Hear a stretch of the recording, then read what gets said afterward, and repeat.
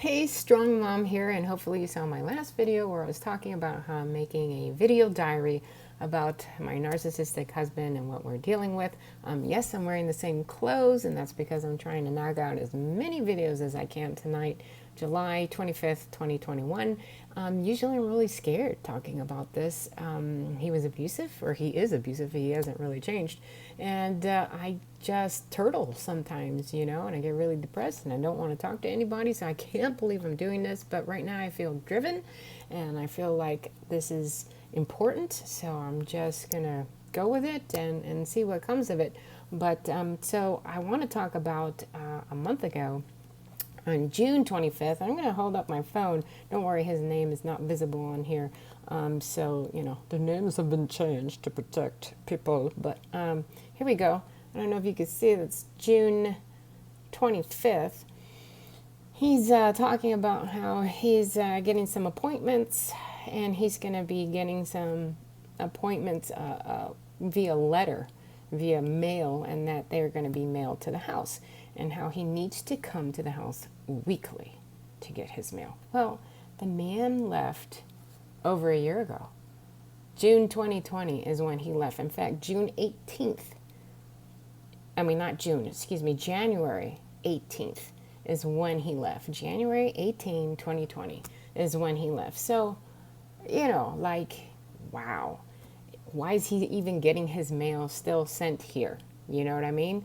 And he only does it because he wants to have control. He wants me to have to sort through the mail and send it to him. He wants me to do that for him. And when I asked him, hey, why don't you change the mail? Put the address that you're staying at currently on there. It's like, why?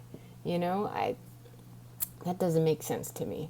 Especially if it's a medical appointment that you're having letters coming to you're going to want that information right away so you can handle it. I don't know if he's trying to let me know that he's got medical appointments, but I think that's giving him way too much credit. I think he's just trying to be manipulative and come here when he wants to and, survey the land and show us, the children and I, that he's still in charge. That's what I think. I don't know if you can send it. It's comical to me. He posted. I don't think you can see it. Nah. No. But it is a photocopy. He did a screenshot of his computer where he put, is it illegal to open someone else's mail if it's not addressed to you? I don't open his mail. It's piled over there in a corner, just waiting for him. And I did give a box to, I sent him a box to where he's staying. He has a P.O. box full of his mail so that he could have it. I did that this year. But at this point in time, I think he would have changed that already. And the other thing is that he tells me, you've ignored the sorting of my mail. That's another text, and I'll show it because it took place about 6 months ago. So when we get to that point, I'll show it then. But come on, it's time to change it. Just change it.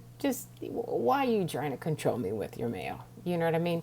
And then the next thing that I can talk about is not long after that, because it said, hey, no, just change your mail. Why come here?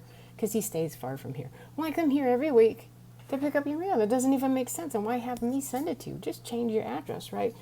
So when I said that, he decided to come here anyway. And I have to tell you, that was June 26th. It was Saturday, around 9:26 a.m. I'm going to, right there. And he says, where are you? Well, I didn't answer the door. The children and I are extremely afraid of him. He is volatile. He's got a lot of personality disorders. And when he was here, he would talk about, how he would daydream about killing people, how he would daydream about hurting people, because they had vexed him, because they had made him angry. I don't want that man around, especially after he has been abusive towards us in the house or coming in the house, but more importantly, regardless of what I want, My kids don't want him here. They don't want to have to deal with him. You know, if he wants to sit down and talk to me somewhere, that's okay. Let me know and let's be adults about it and let's go somewhere else and talk about it. You don't have to come here. To come here is to do the express thing that your kids don't want you to do because you know that they're afraid of you. So why are you going to do that? That doesn't even make sense. That's not love. That's not consideration. You know, there's no empathy there. Well, long story short, we called 911, and I talked to the 911 dispatcher, and they were setting out a police unit. He went around the house trying to get in. Now, we didn't video this. If he ever does it again, we will video it because, I mean, why are you going to be that aggressive? Why? Anyway, I think he heard me talking on my phone because I was by the door, and he was standing by the front door knocking on the door. I think he heard me talking to the dispatcher saying, hey, my kids are afraid and we're here. We're not opening the door. And the dispatcher said that he was sending a unit. And I think he heard my husband heard me speaking and he left. He just left.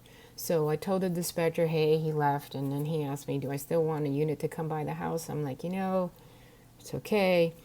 So we called the unit off. I probably should have let him come, so at least there's written documentation that happened that day, which was June 26th, Saturday. I will say this, I was so scared. But the other problem I have, and this is a problem that, you know, victims of abuse have, is that they're also nice. So, like, I was talking to the 911 dispatcher. I'm like, oh, my abusive husband is here. Well, you know, he's not that bad. I mean, he is bad, but he's not that bad. You know, I should just be honest. The man is terrible.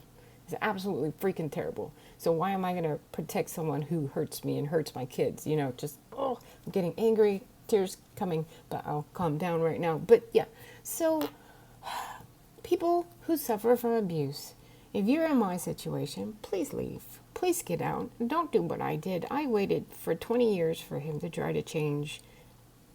He promised he would, and he never did. You know, I was stupid in that regard.